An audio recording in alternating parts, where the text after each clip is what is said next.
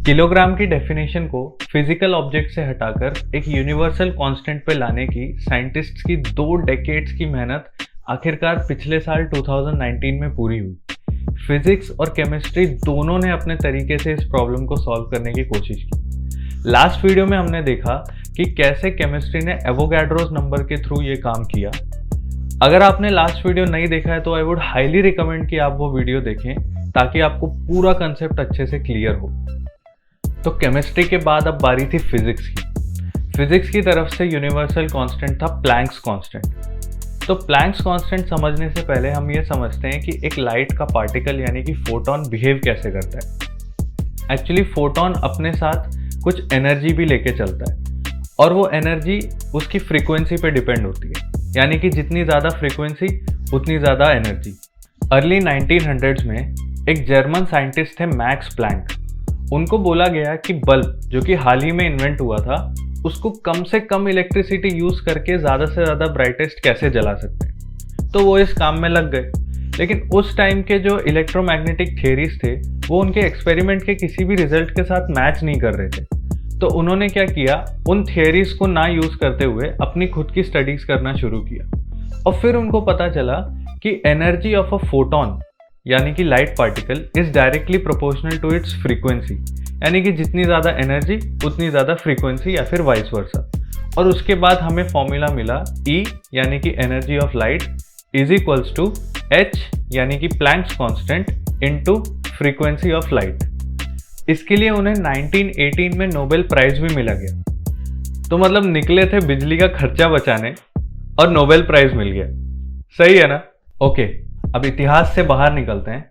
ये दुनिया की सबसे एक्यूरेट और सबसे महंगी वेइंग मशीन है। ट्रेडिशनल वेइंग मशीन में हम लोग एक साइड पे वेट ऐड करते हैं और दूसरी साइड पे रखे वेट के साथ उसको बैलेंस करने की कोशिश करते हैं, यानी कि दोनों तरफ ग्रेविटेशनल फोर्स एक्ट करता है और हम उसे बैलेंस करने की कोशिश करते हैं। ये वेइंग मशीन जिसे वॉट बैलेंस बोलते हैं ये भी सिमिलर तरीके से ही काम करती है, लेकिन ट्रेडिशनल वेइंग मशीन में gravitational force against gravitational force होता था, इसमें gravitational force against electromagnetic force होता है। वॉट बैलेंस के एक साइड पे 2 परमानेंट मैग्नेट्स लगे होते हैं और इन 2 परमानेंट मैग्नेट्स के बीच में एक कॉइल होती है। ये परमानेंट मैग्नेट्स एक दूसरे को रिपेल कर रहे होते हैं, वैसे ही जैसे 2 मैग्नेट्स के सेम पोल्स एक दूसरे को रिपेल करते हैं।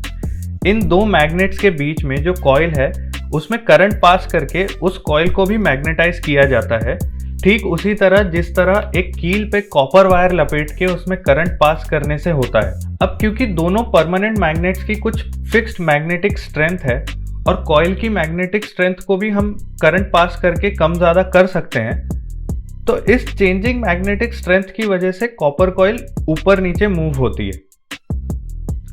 इस वॉट बैलेंस में 2 मोड्स ऑफ ऑपरेशन है। फर्स्ट मोड है वेइंग मोड। इसमें एक पैन पे एक वेट रख दिया जाता है और उस वेट की वजह से कॉइल सेंटर से थोड़ी नीचे हो जाती है। तो करंट को उस कॉइल में तब तक एडजस्ट किया जाता है जब तक मैग्नेटिक फोर्स ऑपोजिट और इक्वल ना हो जाए ग्रेविटेशनल फोर्स के।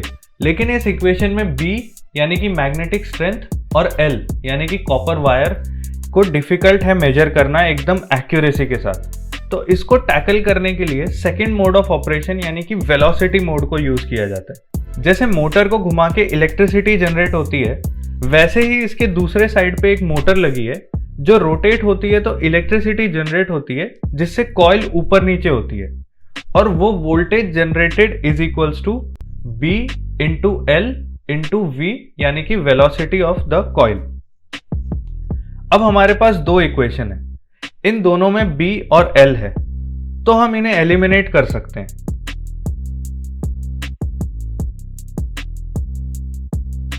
लेकिन ये सब में प्लैंक्स कांस्टेंट कहाँ आता है? वेल, वेलोसिटी मोड में मोटर के रोटेट होने से जो वोल्टेज प्रोड्यूस होता है उसको मेजर करने के लिए यूज करते हैं जोसेफ्स इंजंक्शन। जोसेफ्स कंजंक्शन में 2 सुपर कंडक्टर्स होते हैं और उनके बीच में एक इंसुलेशन होता है। उसके थ्रू जब माइक्रोवेव्स पास की जाती हैं तो वोल्टेज जनरेट होता है और उस वोल्टेज की वैल्यू होती है H यानी कि प्लैंक्स कांस्टेंट इंटू F यानी कि frequency of that microwave upon 2 into E यानी कि चार्ज ऑफ इलेक्ट्रॉन। तो जोसेफ्स इंजंक्शन की क्वांटिटी को कम ज़्यादा करके हम वर्चुअली कोई भी वोल्टेज जनरेट कर सकते हैं। अब इस वोल्टेज को कॉइल के वोल्टेज के साथ बहुत प्रिसाइजली मैच किया जाता है।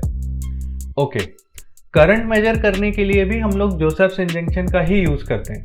हम लोगों को पता है कि voltage is equals to current into resistance, यानी कि current is equals to voltage upon resistance. तो वोल्टेज हमें जोसेफ्स इंजंक्शन से मिला ही हुआ है। रेजिस्टेंस कैलकुलेट करने के लिए क्वांटम हॉल इफेक्ट नाम की एक टेक्निक का यूज किया जाता है।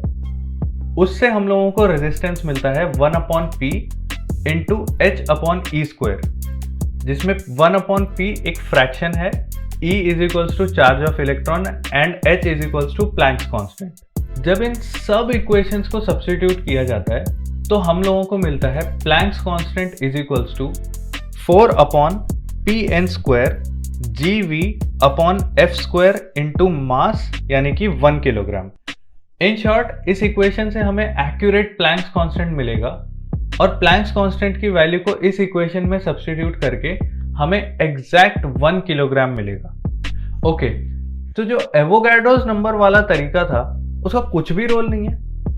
एक्चुअली एवोगाड्रोस नंबर वाला जो तरीका था उससे इतना एक्यूरेटली हम लोग किलोग्राम को डिफाइन नहीं कर पाते थे, लेकिन हम लोगों के पास प्लैंक्स कांस्टेंट और एवोगाड्रोस नंबर के बीच का एक रिलेशन है। तो टेक्निकली दोनों एक दूसरे को कॉम्प्लीमेंट करते हैं, एक दूसरे को करेक्ट करने की कोशिश करते हैं। फाइनली 2019 में एक वोट के बाद ये डिसाइड हुआ कि किलोग्राम की डेफिनेशन अब प्लैंक्स कांस्टेंट पे डिफाइन होगी। सो ये सब की वजह से आपकी और हमारी लाइफ में क्या फर्क पड़ा? एक्चुअली आपकी और हमारी लाइफ में कुछ भी फर्क नहीं पड़ा, क्योंकि इसका एम ही ये था कि आगे जाके भी आपकी और हमारी लाइफ में कुछ फर्क ना पड़े। अगर हम लोग ऑल द टाइम किलोग्राम को या फिर किसी भी यूनिट को एक फिजिकल ऑब्जेक्ट से डिफाइन करते रहेंगे जिसकी वैल्यू कॉन्स्टेंटली चेंज होती रहती है, तो हम लोग आज नहीं तो कल अपनी बेसिक डेफिनेशन को ही चेंज कर लेंगे। और साइंस में मेट्रोलॉजी नाम का एक अलग से डिपार्टमेंट होता है जिसका काम ही सिर्फ होता है मेजरमेंट्स को एनालाइज करना और उनको डिफाइन करना। अब मेजरमेंट्स का इतना ज़्यादा रोल क्यों है? देखा जाए तो इसका सोशल और इकोनॉमिक इम्पैक्ट बहुत ज़्यादा है। इकोनॉमिक इम्पैक्ट की बात करें तो दो कंट्रीज़ के बीच में जो भी ट्रेड्स होते हैं, जो भी इंपोर्ट एक्सपोर्ट होता है, वो सब इन मेजरमेंट्स के बेसिस पर ही होता है। तो हमारी लाइफ में इन मेजरमेंट्स का बहुत बड़ा रोल है। हाँ, किलोग्राम की डेफिनेशन चेंज होने से हमें कुछ फर्क नहीं पड़ा, लेकिन ये जो छोटी छोटी चीज़ें होती हैं जिनसे हमें फर्क नहीं पड़ता, उनका बहुत बड़ा रोल होता है हमारी लाइफ में। Until then, keep asking and thank you for watching.